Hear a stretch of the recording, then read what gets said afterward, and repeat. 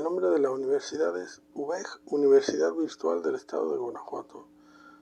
El módulo materia es Juicio de Amparo 1. El reto es el reto 2, la jurisprudencia. El nombre del asesor es Sofía Pérez Fuentes Sacramento. El alumno Alfonso Ontiveros López. La matrícula es 22001570. La fecha de elaboración 7 de septiembre de 2023. Las respuestas a las preguntas son: respecto al caso número 1,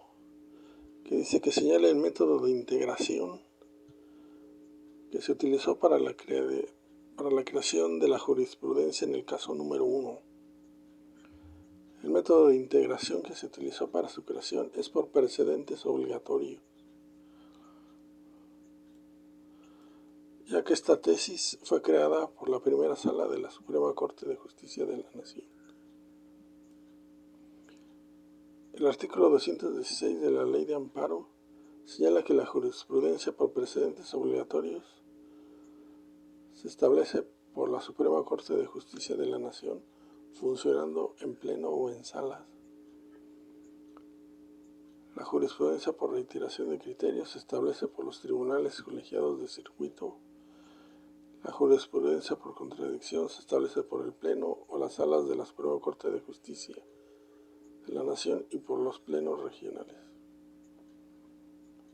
También el artículo 223 de la Ley de Amparo indica que las razones que justifican las decisiones contenidas en las sentencias que dicten las salas de la Suprema Corte de Justicia de la Nación constituyen precedentes obligatorios para todas las autoridades jurisdiccionales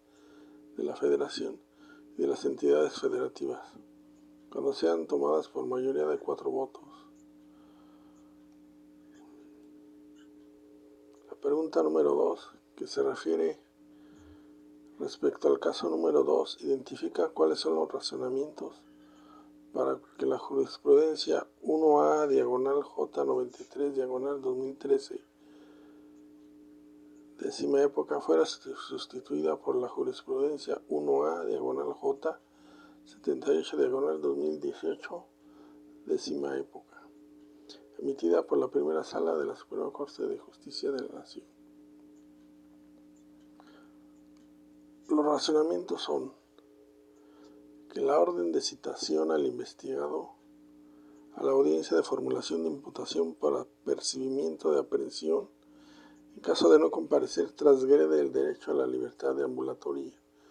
pues coloca al individuo en una situación ineludible de obediencia ante un mandato judicial, lo que se traduce en un acto de imposible reparación,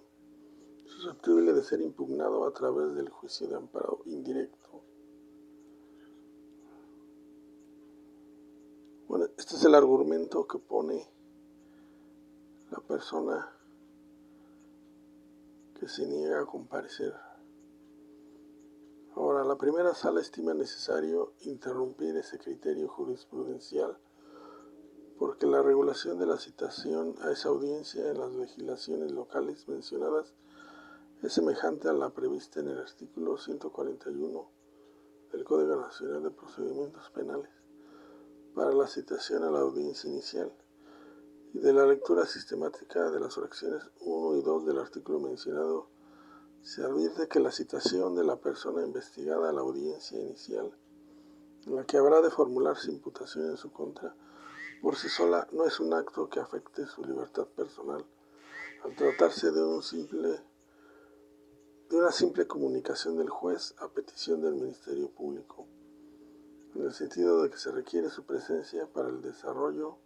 de una audiencia en la que se formalizará la investigación que se sigue en su contra y se formulará la imputación respectiva, audiencia en la que podrá o no ser vinculado a proceso y, en su caso, sometido a una medida cautelar. También, no obsta a lo anterior, el hecho de que, conforme a la fracción 2 del precepto citado, en caso de no comparecer injustificadamente, puede ordenarse su comparecencia forzosa, pues ello es un acto futuro de realización incierta, al estar condicionado a que el citado no asista sin justificación y el representante social solicite que se ordene su comparecencia mediante la fuerza pública, por lo que ese acto de comunicación como tal no incide en la libertad personal del citado. Otro de los argumentos de la Corte es: de ahí que contra el acto que ordena la citación del investigado a la audiencia inicial es improcedente el juicio de amparo indirecto, pues se trata de un acto judicial fuera de juicio que no afecta la libertad personal del quejoso,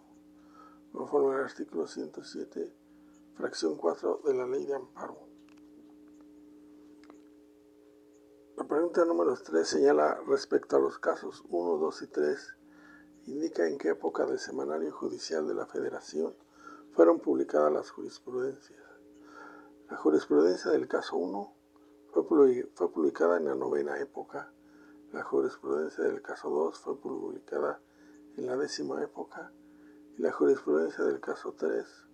fue publicada en la 9ª época. La pregunta 4 señala, en el caso número 3, señala para qué autoridades es obligatoria la aplicación de dicha jurisprudencia. Esta jurisprudencia es establecida por el Pleno de la Suprema Corte de Justicia de la Nación, por lo que de acuerdo al artículo 217 de la Ley de Amparo, la jurisprudencia que establezca la Suprema Corte de Justicia de la Nación será obligatoria para todas las autoridades jurisdiccionales de la Federación y de las entidades federativas,